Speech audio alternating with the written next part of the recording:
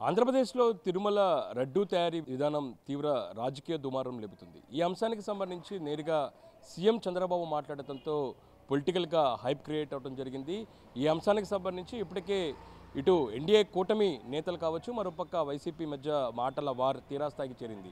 ప్రధానంగా జగన్ సర్కార్ హయాంలోని తిరుపతి లడ్డూ తయారీలోని జంతువుల కొవ్వు వాడారంటూ కూడా చంద్రబాబు వ్యాఖ్యలు చేశారు. ఆ తర్వాత ఎన్డీఏ కూటమి నేతలు ఇందుకు సంబంధించిన ఆధారాలు కూడా బయటపెట్టడం జరిగింది. ప్రధానంగా తిరుమల లడ్డూ తయారీలోని జంతువుల కొవ్వు వాడారంటూ కూడా ల్యాబ్ రిపోర్ట్ను బహిర్గతం చేశారు. అయితే ఈ ల్యాబ్ రిపోర్ట్లోని ఎక్కడా ఆ ల్యాబులకు సంబంధించిన స్టాంపులు లేకపోవడంతో సైంటిఫికంగా ఇది తేలని పరిస్థితి ఉంది. అయినా సరే ఈ అంశం అందుకు సంబంధించిన ఆధారాలు ఎన్డీఏ కూటమి నేతలకు అస్త్రంగా మారిన నేపథ్యంలోని దీనిపై చక్కదిద్దేందుకు అంటే ఈ అంశానికి సంబంధించి జవాబు చెప్పుకునేందుకు వైసీపీ నేతలు వరుసగా క్యూగట్టిన పరిస్థితి కనబడుతుంది. నిండా మాజీ టీడీడీ చైర్మన్గా ఉన్న వైవి సుబ్బారెడ్డి, దాంతోపాటు కరుణాకర్ రెడ్డి ఇద్దరు కూడా దీని మీద స్పందించడం జరిగింది. ప్రధానంగా ఈ లడ్డూ తయారీ అంశానికి సంబంధించి ఎక్కడైనా ప్రమాణం చేయడానికి సిద్ధమంటూ కూడా వైసీపీ నేతలు మాట్లాడినా సరే పూర్తి స్థాయిలోని వాళ్ళు ఇరకాటంలోకి వెళ్ళారని కూడా చెప్పుకోవచ్చు. ఎందుకంటే గత ప్రభుత్వంలో వైసీపీ ప్రభుత్వంలో తిరుమలలోని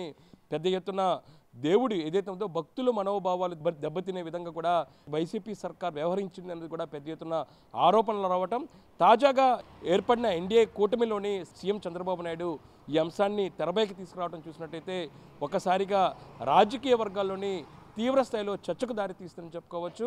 ప్రధానంగా ఈ అంశానికి సంబంధించి పూర్తి స్థాయిలో ఇరకాటంలో వైసీపీ అధినేత జగన్మోహన్ రెడ్డి పడ్డారు. ఎందుకంటే ఇప్పటికే వైఎస్ఆర్ కాంగ్రెస్ పార్టీలో కీలక నేతలు ప్రధానంగా బాలినేని, సామినేని ఉదయభాను, దాంతోపాటు మోపిదేవి లాంటి వారు వరుసగా పార్టీ విడటం, దాంతోపాటు ఇలాంటి ఆరోపణలు వచ్చిన నేపథ్యంలోనే జగన్ను పైకి లేవకుండా పూర్తి స్థాయిలోని ఇరకాటం పెట్టే దిశకు కూడా ఎన్డీఏ నేతలు ప్రధానంగా చంద్రబాబు నాయుడు తీవ్ర స్థాయిలోని అస్త్రాలు సిద్ధం చేసినట్టు తెలుస్తుంది. అదే అంశం భాగంగానే ఈ అంశాన్ని తెర మీదకి తీసుకొచ్చినట్టుగా ప్రస్తుతం రాజకీయ వర్గాల్లో చర్చ జరుగుతుంది. ఇదిలా ఉంటే ఈ అంశానికి సంబంధించి కాంగ్రెస్ కూడా స్పందించడం జరిగింది.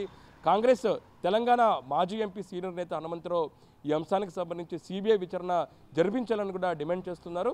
ఇంకా దాంతోపాటు ఏపీ పిసిసి అధ్యక్షురాలు షర్మిల స్పందించడం జరిగింది.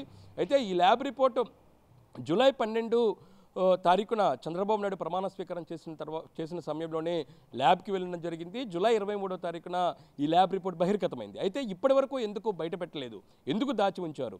ఇలాంటి భక్తుల మనోభావాలు అంశాలకు సంబంధించి, దేవుడి అంశానికి సంబంధించి ఇన్ని రోజుల పాటు ఎందుకు దాచారు అనేది మాత్రం షర్మిల ప్రశ్నిస్తూ ఉన్నారు.